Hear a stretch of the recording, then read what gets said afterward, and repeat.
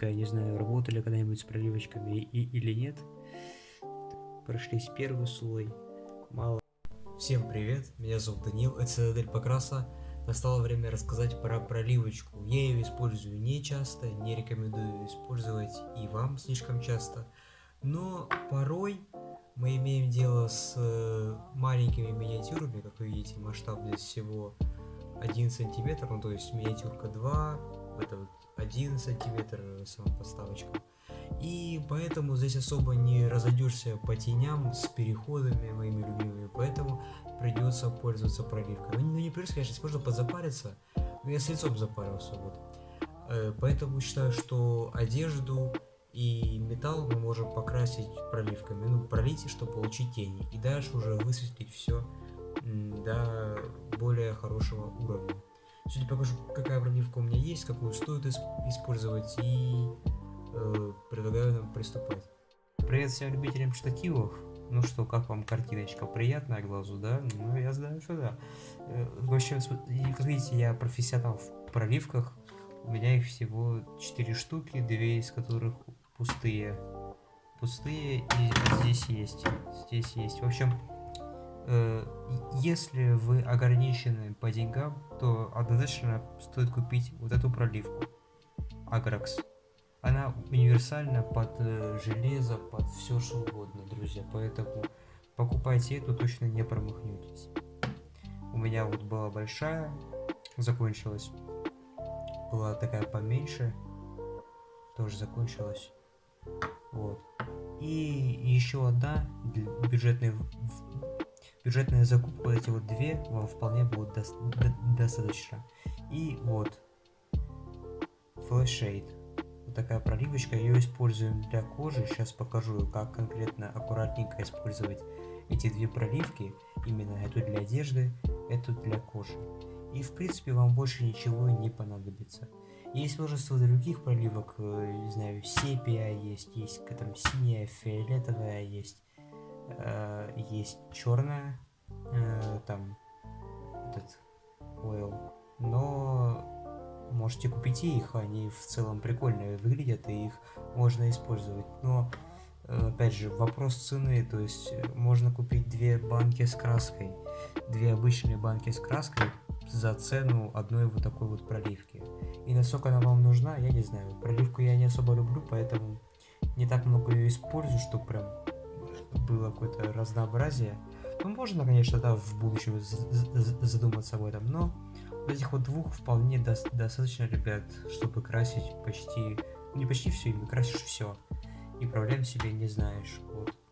Ну, конечно, не подо все подойдут, там есть какие-то прям, если вам надо что-то прям точное, вот прям под какую-то конкретную миниатюру, конечно, стоит купить какие-то другие проливки, но в целом этими двумя можно красить все, и их советую покупать в первую очередь. Их сегодня мы с вами и будем использовать.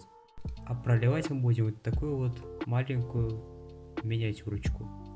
Конечно же, нам нужна будет проливка, конечно же, само собой. Кисточка, в целом любая, я буду использовать свою рабочую баночку с водой, в которой мы сейчас промоем кисть.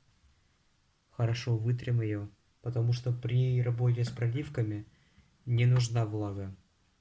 Если будет вода на палитре, либо на кисточке, то упадет белый налет, на проливке появится, и будет некрасиво, придется все перекрашивать.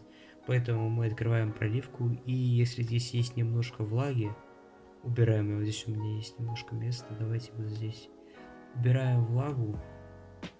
Сейчас я сделаю осторожно, чтобы было достаточно сухое место без капель с водой. Хотя здесь немного, но я хочу убрать все, чтобы наверняка, чтобы никакой налет нам потом не испортил миниатюру.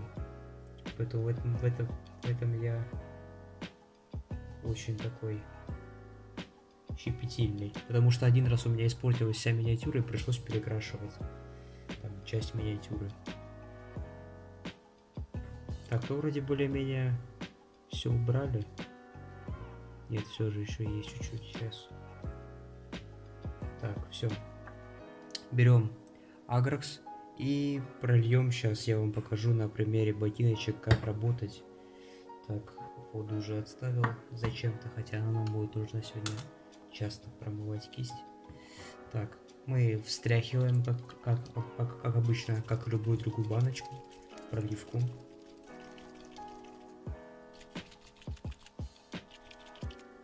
Так, хорошо потрясли ее, открываем. И видим, что она такая, она жиденькая, не знаю, работали когда-нибудь с проливочками или нет. Так, и наносим ее на палитру. Наносить сразу из баночки я не рекомендую, потому что, ну, ребят, слишком концентрированно. Нужен посредник между краской любой и баночкой. Возможно, краски Technical это не касается, ну, то есть не Technical, а текстурные краски, да? А вот эту краску касается. Вот мы нанесли на палитру, закрыли баночку. Никаких ошибок новичков, да? Берем, немножко протираем и наносим. Вот так вот осторожненько, не спеша, немного, по чуть-чуть. Вот.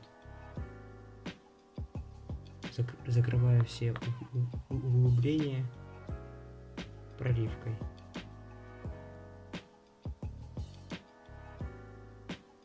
Так, вот здесь углубление я возьму побольше.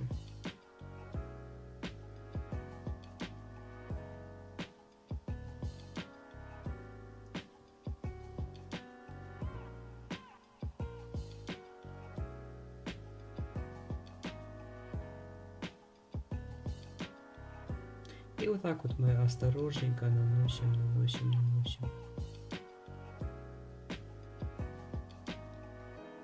Достаточно тонким слоем на всю модель. Ну, на места, где мы хотим, чтобы была у нас проливочка.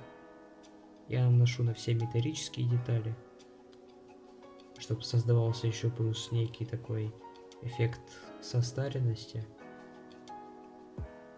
Вот такой простецкий. Так, тут чуть-чуть переборщил. Вот в этом моменте с проливками, в работе с проливками очень легко переборщить, поэтому делай все осторожно. И по чуть-чуть. Лучше несколько слоев, но тонко, чем... Так, у нас технические неполадки, перегрелось оборудование наше профессиональное, но я там сказал, что мы оставляем высохнуть миниатюру после того, как мы с вами пролили ее акроксом. В общем, я думаю, за работу с проливками более-менее вы поняли, то есть, что агрокс мы используем на одежде, то есть на металле, на самой этой ткани, а флэшшейд используем на коже. Сейчас я продемонстрирую как. И опять же, главный принцип работы с проливками это, чтобы палитра была более-менее, ну, то есть сухая, без мокрых капель именно на ней. И сухой кисточкой, ну, относительно, да, что прям здесь, чтобы она не была как для акварели, я думаю, вы поняли, чтобы воды было по минимуму. И, конечно же, осторожненько наносим, не жирненько, берем чуть-чуть совсем. Вот. Так, опять же теперь расчищаем место под флэшшейд. Осторожно. Так, вот так. Так, опять же, вот показываю. Вот так выглядит она. Трясем баночку.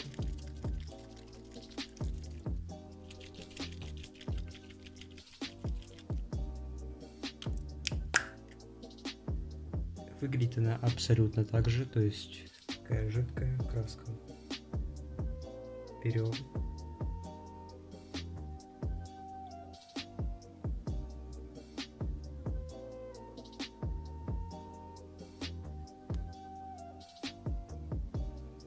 Так, не знаю, столько будет, достаточно нет, но посмотрим, если что, возьмем еще. И промакиваем кисть. И наносим на все вот участки. Давайте я покажу на примере кулачка, да?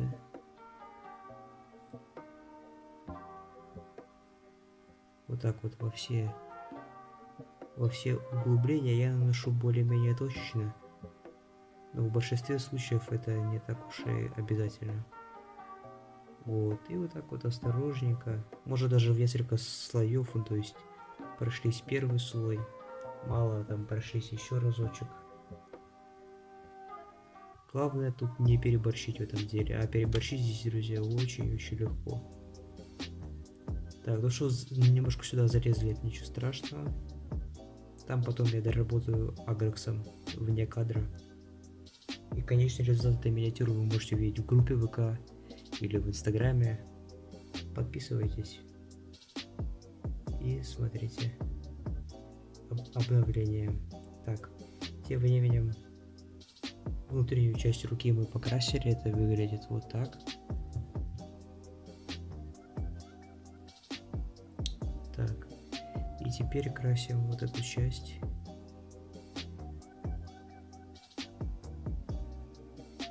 Так. То есть немножко залезаем, ничего страшного, потом перекрою все агрексом с этой стороны. Так, ну вот, рука покрашена. Ждем высыхания и покажу вам вблизи, чтобы было хорошо все видно и вы почувствовали разницу. Так, ну и вот наш результат. Результатом я доволен. Осталось только немножко подвысветлить руку и подвысветлить элементы на, ну вот на этом поясе. И все тогда будет хорошо. Видите, проливка в умелых руках, ну пару раз покрасите и думаю у вас начнет получаться, найдете баланс, как правильно брать эту проливочку, так чтобы все было аккуратненько, и в целом результат будет хороший. Быстрые такие тени, поэтому вот иногда можно и проливкой покрасить, я считаю. А если вам вообще по кафе всегда проливка красить, красьте всегда проливкой, и главное, что это получение удовольствия. Вот такой у нас сегодня получился видеоролик, достаточно интересный, не так часто использую проливку, но, как видите, использовать ее можно, и в принципе, если с ней не борщить, то можно получить даже хороший результат за быстрое время, быстрые тени, осталось только немножко подвысветлить, и вообще все будет прекрасно. Результаты можете увидеть в ВК, либо в Инстаграме, ставьте лайки, подписывайтесь на мой канал, чем больше лайков будет, тем быстрее будут входить новые ролики, не забываем об этом. Всем удачи, всем пока-пока.